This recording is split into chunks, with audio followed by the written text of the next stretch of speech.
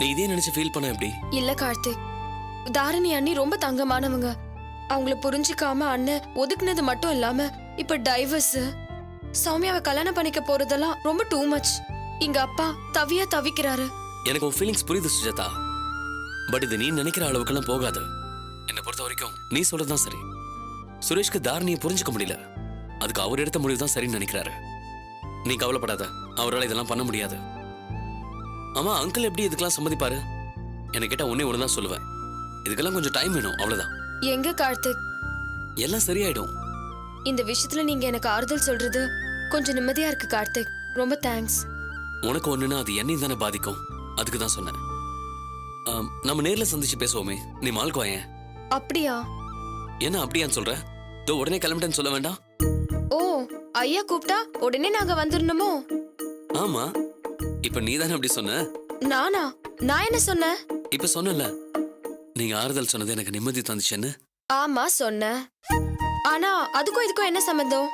நான் வார்த்தையில சொன்னதே உனக்கு ஆறுதல் சந்தோஷம் கொடுத்துச்சுன்னா என்ன நேர்ல பார்த்தா நீ எவ்வளவு சந்தோஷப்படுவ. ஓ, ஐயா அப்படி வரீங்களோ? ஓகே ஓகே, நான் எப்படியும் வரல. சுஜாதா உன்னை பார்க்கணும் போல இருக்கு, நீ வந்துரு. ஆமாண்டா, மாலுக்கு தான். என்னடா எப்படி கேட்குற? Evening 5 o'clock, okay? ஆமா, 1 minute. என்னம்மா? என்னடா, யார்கிட்ட பேசுற? ஆஃபீஸ் விஷயமா சுஜாதா. ஆபீஸ் விஷயமா சுஜாதா கிட்ட பேசுறியா? சுஜாதாவா?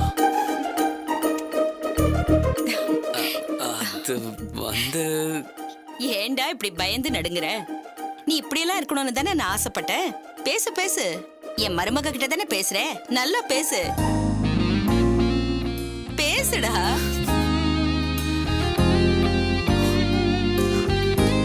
தானோ, சொல்லுங்கம்மா. சமையல் ஆயிடுச்சா? சமையல் எல்லாம் முடிஞ்சதுமா. சரி, என்ன பண்ணிருக்க? அவரைக்காய் பொரியல் பண்ணிருக்கேம்மா. வாங்க சார். வணக்கம். வாங்க வாங்க, நீ போய் காஃபி எடுத்து. சரிங்கம்மா. வாங்க உட்காருங்க. கார்த்திக் மேலதான் இருக்கான், சுஜாதா கிட்ட தான் பேசிக்கிட்டு இருக்கான். எல்லாம் தப்பா போயிடுமோன்னு பயமா இருக்குமா? என்ன சொல்றீங்க? ஆமாமா, வீட்ல என்ன நடக்குதுன்னே எனக்கு தெரியல. ஏதாவது பிரச்சனையா? ஆமாமா, சுரேஷ் சௌமியாவை தான் கல்யாணம் பண்ணிப்பேன்னு எனக்கு மனசே ஒடிஞ்சு போச்சு.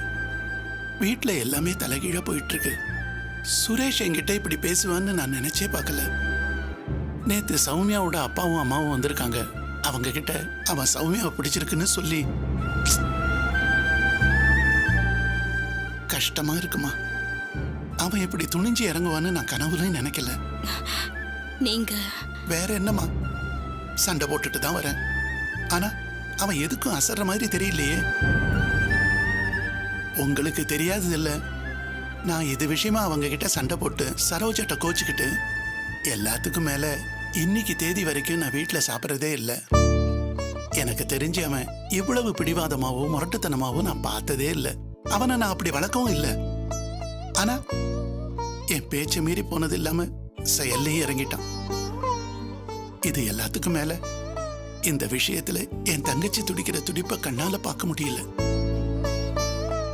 இன்னும் சொல்ல போனா தாரணி மாதிரி ஒரு வெகுளி பொண்ணு என் மகனால பாதிக்கப்பட்டு அவ மனசு நொந்து, ஐயோ என் வாழ்க்கை இப்படி ஆயிடுச்சேன்னு அவ மனசு நொந்து அழுதா, அந்த பாவம் என் 7 ஜென்மத்துக்கும் தொடரும்.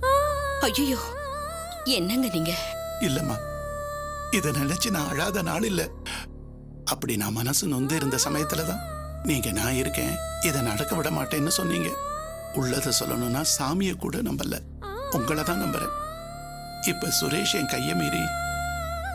நீங்க நினைக்கிற மாதிரி தப்பா எதுவும் நடக்காது. அதை நான் நடக்கவும் விட மாட்டேன். அம்மா, சுரேஷ் சௌமியாவ... நீங்க இதை நினைச்சு எந்த கவலையும் பட வேண்டாம். இதுக்கு நாளைக்கு நான் ஒரு முடிவு கட்டுறேன்.